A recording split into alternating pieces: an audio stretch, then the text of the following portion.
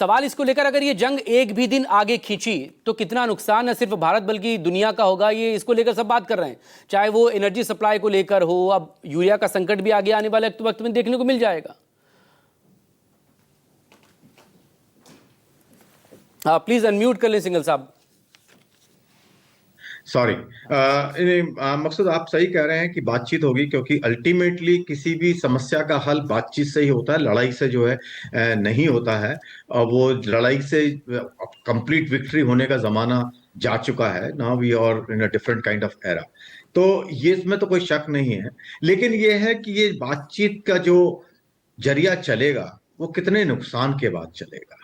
तो ये जो प्रेसिडेंट ट्रम्प जिस वक्त जिस तरह से घोषणाएं कर रहे हैं और विक्ट्री दिखाने की कोशिश कर रहे हैं, उससे वो माहौल, जो मैं पहले भी कह रहा था बार बार, कि वो माहौल खराब कर रहे हैं बहुत ज्यादा। और देखिए, जब बातचीत होती है तो किसी की कंप्लीट विक्ट्री नहीं हो सकती। 100% जो प्रेसिडेंट ट्रम्प चाह रहे हैं कि मेरी सारी बात मान ली जाए, वो संभव नहीं है।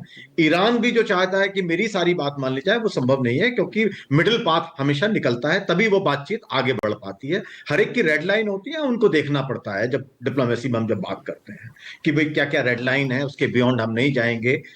सो ये नेगोशिएशन होता है, लेकिन जिस तरह से मैक्सिमलिस्ट पोजीशन दोनों दिखा रहे हैं, उससे बातचीत की जो रास्ता है वो बड़ा मुश्किल होता जा रहा है। अभी जैसे ईरान की तरफ से IRGC ने अभी और धमकी दी है एक, कि भाई उन्होंने 3 टारगेट बता दिए हैं कि वो ईरान भी कम नहीं है। पूरी तरह से वो दिखा रहे हैं कि अगर बातचीत विफल हो जाती है, बातचीत नहीं होती है और अमेरिका उनके ऊपर हमला करेगा, तो उन्होंने एक तो जो पाइपलाइन है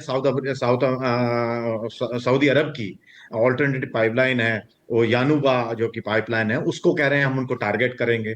देन वो UAE का जो फूजियान ऑयल रिफाइनरी फैक्ट्री है, फैसिलिटी है, उसको कह रहे हैं हम अटैक करेंगे। और of course last one is of course ये बाबल मांदब का जो स्टेट है।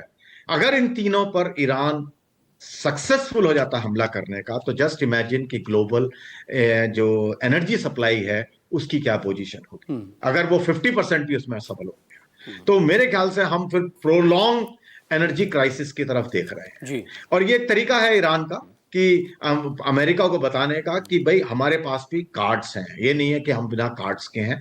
कितना उसमें सक्सेसफुल कौन क्या होगा, ऑफ कोर्स ये तो फ्यूचर में है, लेकिन ये जो इस वक्त चल रहा है, मेरे ख्याल से दोनों साइड को थोड़ा सा स्टेप बैक करना पड़ेगा। अब पर्टिकुलरली प्रेसिडेंट ट्रंप को, कि वो जो इतनी ट्वीट कर रहे हैं और जो बात शुरू होने से पहले सक्सेस दिखा रहे हैं, उसको थोड़ा सा उनको, या तो उनके एडवाइजर, आई डोंट नो कितने वो कैपेबल हैं इसके लिए, बट कुछ ना कुछ वो रास्ता वो निकालना पड़ेगा, तभी बातचीत हो पाएगी। और इसीलिए वो सब डिले मेरे ख्याल से हो रहा है।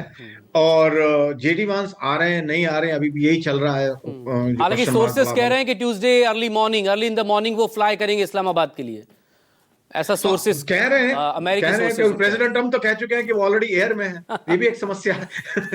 लेकिन बाद में फिर वही कह रहे थे कि वो अंदर व्हाइट हाउस में मौजूद थे जब मीटिंग वहां पर चल रही थी। तो सर बहुत शुक्रिया, इस पर नजरें हमारी बनेगी। आप